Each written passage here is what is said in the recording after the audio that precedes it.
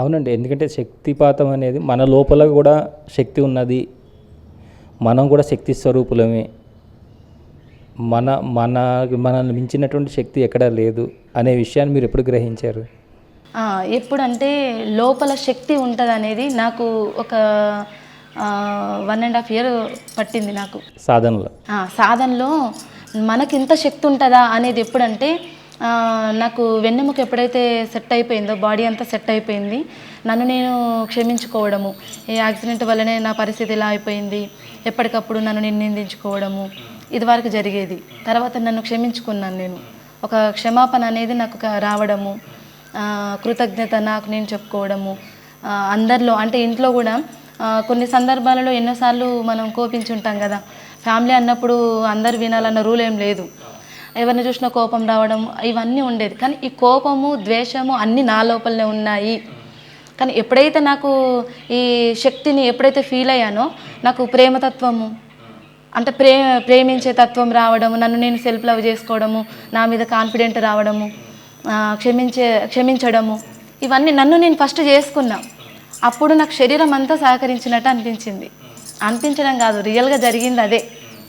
క్షమాపణ వచ్చింది, కృతజ్ఞత వచ్చింది. అప్పుడు అందరిని చూస్తే ప్రేమగా అనిపించడము. ఎందుకు కోపం చేయాలి వీళ్ళను, వీళ్ళలో ఉన్నది నా శక్తే కదా, వీళ్ళలో ఉన్నది నా శక్తే కదా.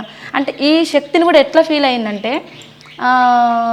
వీళ్ళని ఇప్పుడు ఎదురు వాళ్ళని చూడగానే మనకు శత్రువులు కనబడతారు, మిత్రులు కనిపిస్తారు. శత్రువులను చూడగానే ఒకలాగా ఫీల్ అయ్యేసరికి బాడీ అంతా ఒకలాగా అయిపోతుంది, మన ముఖ కదలికలు కూడా వేరుగా అయిపోతాయి, లోపల ఇంకా బీపీ అన్నీ వచ్చేస్తాయి.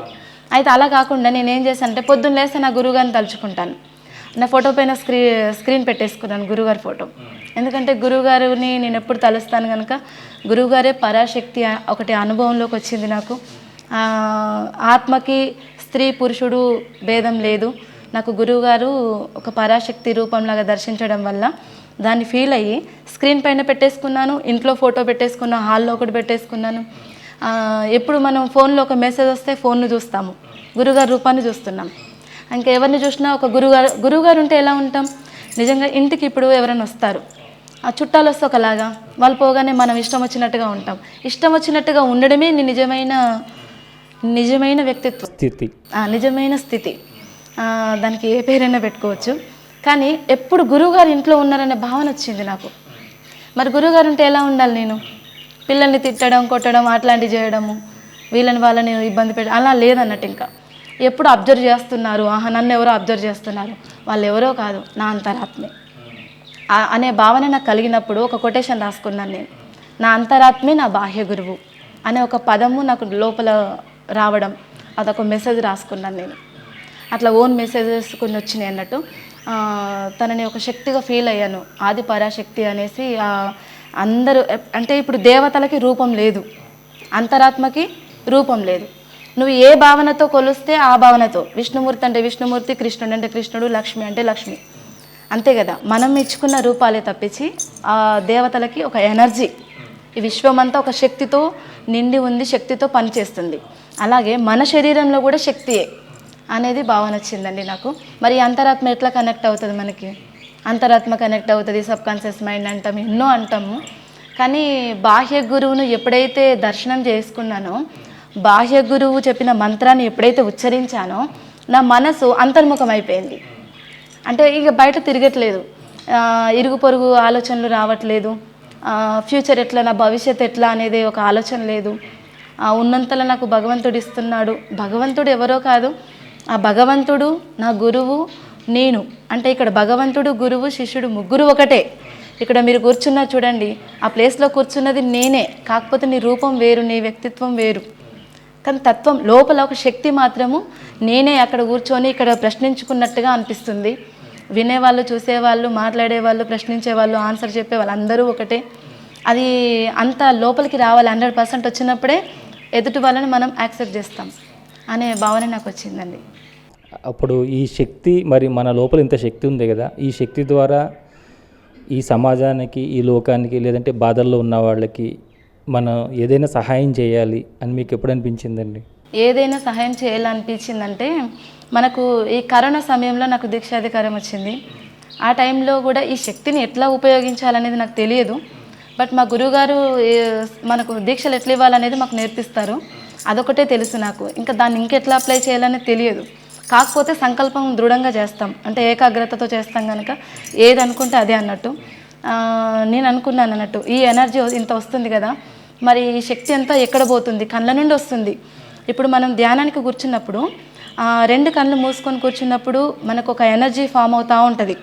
అది వైలెట్లో కనిపిస్తుంది, గోల్డెన్ ఎల్లో కనిపిస్తుంది, వైట్ కనబడుతుంది. అలా కళ్ళు తెరిచినా కానీ ఆజ్ఞాచక్రం నుండి ఒక ఎనర్జీ అంతా పోయి మన ఎదురుగా ఏది ఉంటే దానిపైన ఫామ్ అవుతూ ఉంటుంది. కిందికి చూస్తే పైకి చూస్తే ఆ ఎనర్జీస్ కనబడి అందులో ఒక స్క్రీన్ లాగా కనబడము, ఇవన్నీ అవుతున్నాయి. ఇంత ఎనర్జీ ఎక్కడ పోతుంది?